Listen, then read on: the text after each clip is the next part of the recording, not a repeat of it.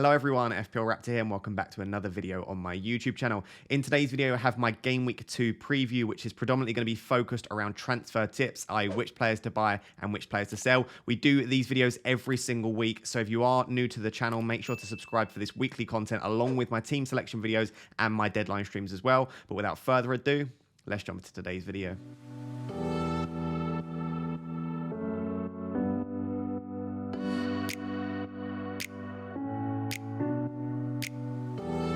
So guys, to start the video, very macro point, but in my opinion, one of the most important things to remember at the start of any season, and that is we've only had one game week, right? We've only had 10 games out of 380 across the season. We cannot draw too many meaningful conclusions from what we've seen in game week 1. There's a lot of what we would call noise around game week 1. Is what happened in game week 1 a complete fluke result? Are the teams that did well in game week 1 going to continue to do well? And that goes for the players as well. We genuinely don't know, and it's very difficult to try and draw meaningful conclusions from just that first game week. It does mean that the content over the first few weeks can be challenging, because I'm going to say that maybe we can't draw too many conclusions. We can start to get some macro points, right? Maybe the strikers look like they're going to be fantastic value this year, or maybe Liverpool look better or worse than we thought, etc. You can start to think about some of these things, but I don't think you want to go too far with it and say just because Liverpool drew in game week 1, they're going to be terrible options going forward, etc. So as you can see here, I've said one game week is far too little, in my opinion, to start looking at trends and drawing meaningful conclusions. For example, if you did draw too many conclusions, you could say, well, Liverpool are a relegation side, or Bournemouth are going to go and win the title. Game week 1, because of different motivations and different things that happen in preseason, and because it is only one single game week, I do find it difficult to try and draw too many conclusions from that.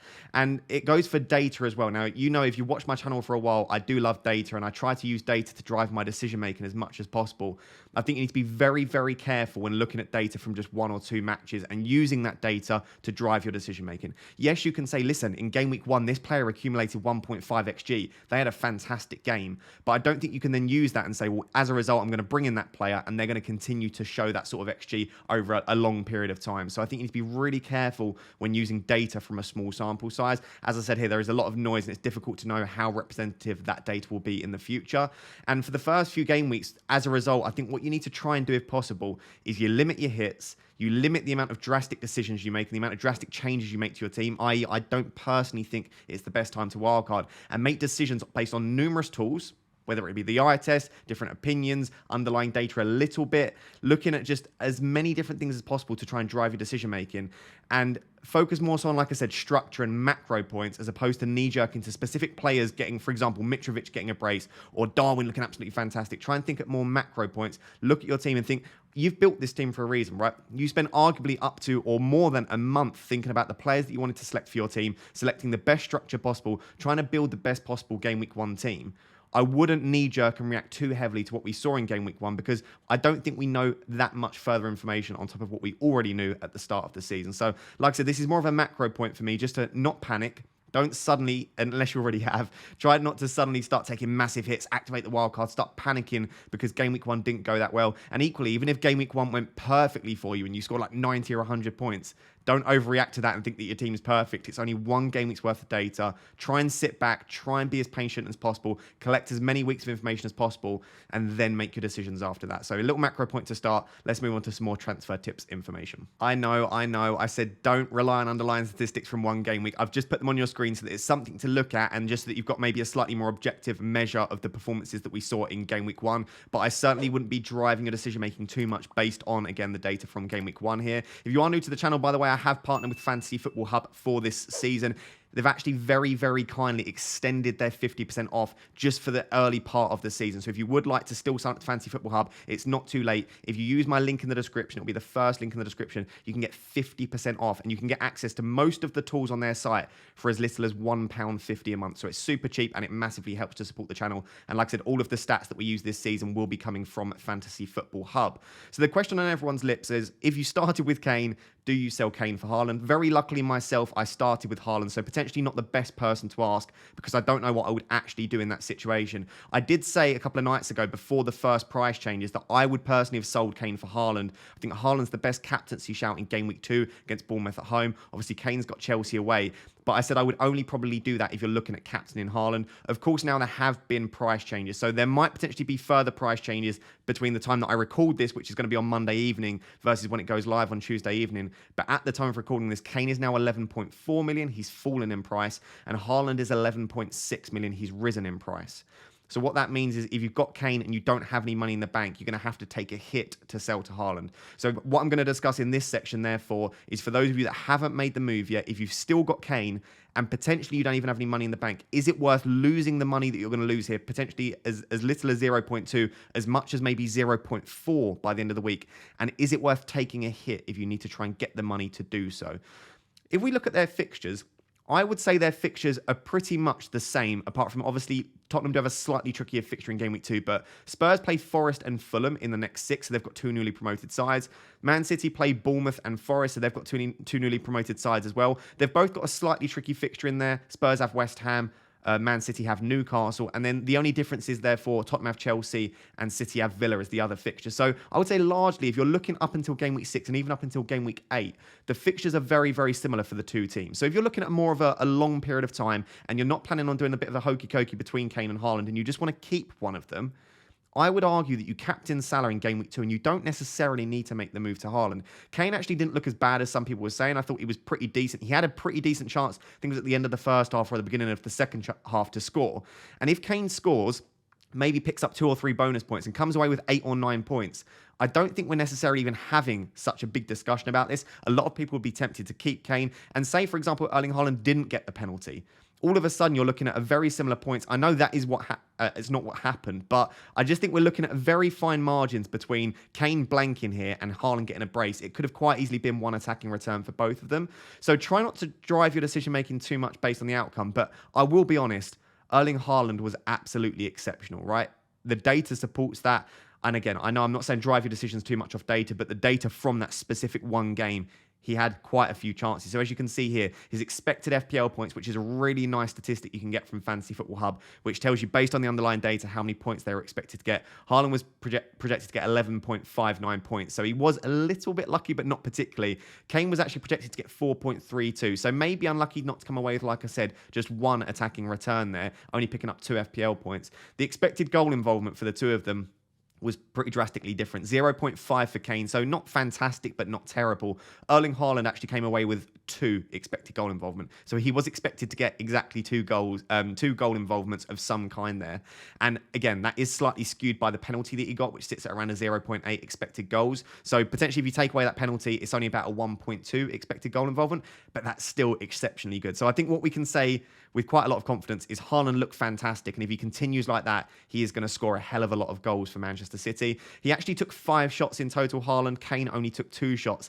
And interestingly, Erling Haaland actually got 10 touches in the box, which is very, very high. It's higher than Salah averaged last season, whereas Kane only managed 3 touches in the box. So I think for those of you that were watching this, the thing that was maybe frustrating as a Kane owner is he dropped even deeper than we've seen him in the past. He played very deep for a lot of the game. Not many shots, not many touches in the box. He played more as a creator or a playmaker, whereas Erling Haaland, potentially surprisingly, because a lot of people were saying maybe he'd drop in, play a bit of a false 9 sort of link-up role.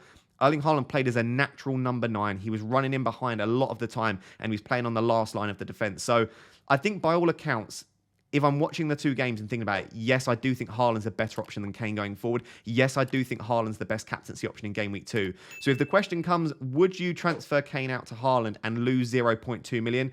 In my opinion, I would definitely do that, right? If it's only going to be 0.2 million lost, I think that's worth doing. When the question then comes, is it worth selling Haaland, losing 0.2 and also having to take a hit because you have to try and find that 0.2? That's a slightly trickier decision. Again, if you truly believe Haaland's the best captaincy option in game week 2 and you're happy keeping him a little bit longer term, I think it's potentially worth doing. The only thing I would say, and it's what I've said in the past, is I would arguably say Harry Kane's the best captaincy option, potentially in game week 3 and maybe even in game week 4 against Forest. So are you just going to want Kane straight back? If so, do you maybe just risk going without Haaland in game week 2? Captain Salah, keep Kane, and then you've got the best captaincy option in 3, 4, and potentially even game week 6 in Harry Kane. I mean, it's your call at the end of the day. I would be very interested to hear you like let me know down below. Have you already made the move from Kane to Haaland?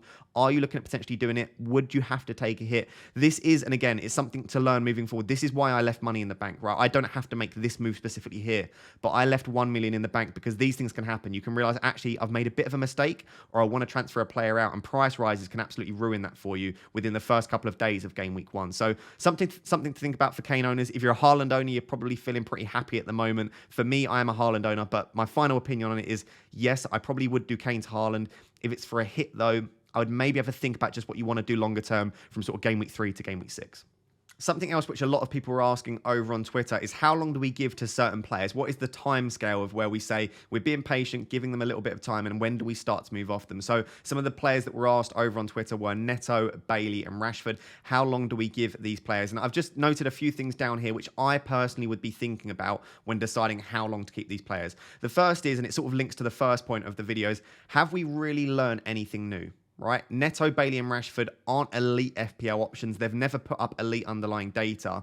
They actually all got a few chances in game week 1. Have you really learned anything new in game week 1 which would make you think that suddenly Neto, Bailey, and Rashford aren't fantastic options? Maybe you have. It's more of a rhetorical question here. What has suddenly changed that now you think, do you know what, I don't want them? Is it just the fact that they didn't get any attacking returns? Was it something about the way they set up? Have a little think about what you think you've learned that's new that suddenly made you want to change your opinion on these players. And the second question sort of linked to that is, how long did you originally plan on keeping them? So for me, I was thinking about keeping Bailey for 1, 2, and 3, and then potentially moving Bailey to Aaronson in game week 4. I don't see any real reason to go against that. Bailey's got Everton in game week 2, Palace in game week 3, and that's when Aaronson, from 4 onwards, that's when Aaronson's fixtures start to turn. I've got a little bit in the money in the bank to account for potential price changes as well. So for me, whilst Bailey wasn't fantastic in game week 1, he didn't light the world on fire, I certainly don't think that I've got any real reason to make that change just based on that one game, which again is such a small sample size. And the third question is about sort of the necessity for transfers and the necessity for hits early on when we've got nothing really to go off of. And it's what I think is, do I really need to make the transfer? Would an extra week of information be useful to me? And in the case of Bailey, in my instance, yes, it would. I would like to give another week to see, does he start again? Does he play 90 minutes again? And does he get any more opportunities? Because he was drifting a little bit wide at points. So I want to see, was that just for that game? Is he a little bit more central in the next one? Does he come off maybe on the 60th, 70th minute? So another week of information would be incredibly useful for me. And I think for most people looking at the likes of Neto, Bailey, and Rashford, another week probably isn't going to do you much harm. And for example, if we're looking at a bit of data here, Rashford and Neto actually accumulated 0.5 and 0.4 XGI in game week 1. So Rashford and Neto actually did pretty decently when we're looking at underlying data for game week 1. Bailey's really wasn't great at all. It was about a 0.1, 0.2. But these players got a couple of chances. Neto had a few shots. So did Rashford as well. Each of them got a few touches in the box. So on another day, they could have easily converted one of those and we wouldn't even be talking about it. So I guess for me, at least another week, specifically for Neto and Bailey, you've brought them in for the nice fixtures, right? Neto had Leeds and Fulham, and then Bailey's got Bournemouth, Palace and Everton in the first 3. So you've brought them in for these fixtures. I think you've got to give them a couple of fixtures, and I don't think it's necessarily a great use of your free transfers to suddenly start switching around those cheaper midfield spots. So that's my personal opinion on giving sort of these cheaper players a few more weeks if you can. That doesn't mean being overly patient and keeping these players into like game week 8 wildcard, but certainly just give them one more week, assess again. If you don't like what you see once again, then maybe in game week 3, especially if you've got 2 free transfers, you can start to think about taking some of these players out.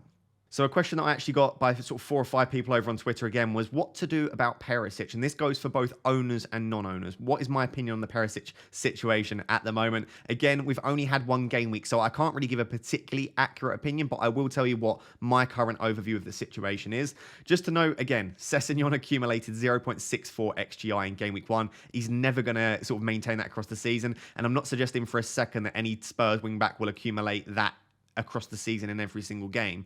But what it is to note is that the Spurs wing-backs probably are going to be gold this season. Sessegnon got an attacking return. Emerson Royal got 2 assists. These Spurs wing-backs play in such advanced roles, and they're so important to the attack of Spurs, especially with the likes of Kulusevski and Son drifting a little bit more narrow, that they will get attacking returns throughout the season. And if at any point we see a nailed-on Spurs wing-back, I highly recommend getting them into your team. The issue is at the moment we don't have any nailed Spurs wing-backs. What I would say is if you own Perisic currently, right, if you took the risk on him in game week 1, I don't see any real reason to sell him. Yes, they have Chelsea in game week 2, but you knew that when you bought him anyway. There's a decent chance he starts game week 2. And if he doesn't start game week 2 but gets minutes once again, well, then he's probably even more set for game week 3. So I don't see any real reason to sell him. You haven't learned anything new once again. We knew he was a slight doubt for game week 1. We knew he had a tricky fixture in game week 2. I don't see the benefit of selling him once you've brought him in game week 1 anyway. So if you own him, don't sell him. And as you can see here, my opinion is don't wait, don't sell, don't buy. It's a wait and see. So I wouldn't be bringing him in. I wouldn't be selling him. Just keep with whatever the current situation is. And like I said in the video a couple of weeks ago on my FPL strategy, sometimes doing nothing is the best. We have this action bias. We have this tendency to want to do things for our FPL team constantly. I've got Perisic, I want to take him out. I've got Bailey, I want to take him out. We always want to do things and make transfers with our team. Sometimes, especially early on in the season, just doing nothing is best. Just keep Perisic. You don't even have to play Perisic. If you've got the likes of Andreas, play Andreas against Wolves. You've got some decent players that you can probably play on your bench if you don't want to play Perisic. But I would probably continue to start him, hope that he starts, and if he does, even against Chelsea, he could be in for a monster haul because, like I said, the wing-backs are so fantastic for Spurs. For non-owners, I'd say it's slightly trickier of if to buy and when to buy because I don't think realistically you're probably going to want to buy until around game week 3, game week 4, potentially game week 4 for that Forest fixture. But around sort of game week 4, game week 5 is when the midweek fixtures start. And I think at that stage, he's going to be even more of a rotation risk, even if he has built up his fitness. So that's the reason I would say for owners, keep him, hold him, and then maybe look to sell him once the rotation starts around game week 4, game week 5. For owners, I definitely wouldn't be buying now, and I would be skeptical about buying at all at the moment anyway. Like I said, with the midweek fixtures, Sessegnon showed that he's absolutely capable at left wing back. I think we could see a little bit of rotation there. So let me know down below if you own Perisic, what are you currently planning? I personally wouldn't sell, definitely wouldn't be buying at the moment. He's a bit of a wait and see for me, unfortunately. So the final question was around a game week 2 wildcard. A lot of people have already activated it, and I'm not going to sit here and slate the people that have. Like I said, in my personal opinion, it's way too early because I just don't think that you can possibly have enough information. We don't know if what happened in game week 1, like I said, is representative of what's going to happen in the future, whether the teams that did well, whether it was just a fluke, or if that's something that's going to happen over future game weeks. I think realistically, the minimum for me is usually about 4 to 6 weeks before I can start drawing any meaningful trends, and usually even longer than that. So for me, it's a no. If you haven't activated it yet, I would try and avoid it. But if you really want to, or you've already done it, I'm here to try and help if possible. This is the wildcard team that I've built. So I'll just scroll down. I am on the Fantasy Football Hub My Team feature. Again, if you would like 50% off, as little as £1.50 a month, you can use the link in the description. It basically, if you haven't yet seen this on my channel, or if you're not currently a Hub member, it gives you a team rating up to 100%, gives you a game week rating for that game week and some projected points. And then you can do that and you can look ahead to future game weeks as well. And you can, if you just scroll down, there's a little button at the bottom which says optimize. It will just give you the correct captaincy and bench decisions for each week, etc. So this is the wildcard that I've currently built. You'll notice it's not too dissimilar from my current team. And that's because, like I said, I'm not giving too much weighting to game week 1. If I gave too much weighting to game week 1, I'd just be basically making the team of the week from game week 1, which isn't particularly good. So in my personal opinion, it would be very close to what I had in game week 1. But there were a few players that did impress me that I might try to sneak in to try and just get ahead of the curve a little bit, because there's no point literally building the same team that everyone has in game week 1. If you're going to activate the wildcard, you need to take a couple of risks, or at least try and listen to game week 1 a little bit. So I've actually gone for a £4.5 million keeper. I've gone for Sanchez. I was very impressed by Brighton. The trickiest fixture for Brighton was in game week 1. So now that's out of the way, and because you get a really nice rotation with Ward, I've gone for the Sanchez-Ward double up. I don't mind keeping Ramsdale. I'm very happy having Ramsdale in goal, but that's something to think about if you do want to save a little bit of money. I've gone for Saliba in defence. He was incredibly impressive, and I do think he's going to keep his place in that Arsenal lineup. Yes, when Tomiyasu's back, they've essentially got Ben White and Saliba for one position, but he looked so good. I think he'll continue to start. You could potentially go for any £4.5 million defender in there. I've still got James, Trent, and Cancelo. I was incredibly impressed by all three of them, specifically James and Cancelo, both getting booked, but both still getting bonus points. I still think I'd want both of those, especially with the Bournemouth fixture in game week 2 for Man City. You can then see I've actually removed the £8 million spot from the midfield. I'm not very happy about that. But to fit in one of the players that I want to bring in, you kind of have to. So I've got Salah, Martinelli, and I've brought in Aaronson. Now, if you've watched my channel, I genuinely really wanted to go with Aaronson in game week 1. He looked absolutely fantastic, really, really lively. Looked great from an FPL perspective, which was my only worry with him, is we know he's a great footballer, but is he going to be good from an FPL perspective? He popped up in the box quite a few times. So by all accounts, I think Aaronson will probably be the best £5.5 million midfielder over the coming weeks, assuming what we saw in game week 1 again is representative. And then Martinelli is just too good a value not to. So it's a little bit cheap in the midfield. I'm not a great, massive fan of that, but to fit in the players that I want to, you kind of have to. And then I've just gone for the forward three of Darwin, Haaland, and Jesus. So the reason for no £8 million midfielder is because I've switched to a 4-3-3 and I've brought in Darwin. I just think, again, if you're going to react to game week 1, he looked exceptional. He looked great in the Community Shield as well. I see no real reason not to go for Darwin if you're on a wild card currently. So in my personal opinion, I'd be trying to squeeze him in. I've seen a few wild cards without Jesus, for example, Haaland and Darwin up top. But you've got to realise that in game week 3 and game week 4, Arsenal have Bournemouth and Fulham. You're really going to want Jesus for those two. So yes, he didn't get any attacking returns in game week 1, but Arsenal looked good. Jesus looked really good if you watch the extended highlights or if you watch the full game. And I just think you're going to want to own him for Bournemouth and Fulham in 3 and 4. So this is roughly the team I'd be going with. The two £4.5 million midfielders are Andreas and De Silva. And then I've just got Nico Williams, could be Patterson if you want to. So this is roughly what I'd be doing with a wild card. It's very similar to my current team. I don't think that's me being biased. I think it's just like I said, I still think my team is going to do fairly well. Otherwise, I wouldn't have built that team. And I haven't seen enough from too many other players that I would want to make that switch. The real changes are Darwin in for Diaz, changing Sanchez in the back line, and then going for Saliba in defence, and also Aaronson as the cheaper midfielder. I've actually left £0.5 million in the bank for this team deliberately. That's because I know a few of you won't own Haaland already, so you might not have the same sort of team value as me this early on. So I've just left that in the bank so that regardless of who you've owned in game week 1, everyone should be able to afford this team. So that's the wildcard. Let me know down below if you are wildcarding. Feel free to drop your team down below. Let me know if you were wildcarding. Is this roughly what you'd be going with? Like I said, it's so similar to my team, and because I don't think we have enough information, I'm not personally a massive fan of wildcarding right now.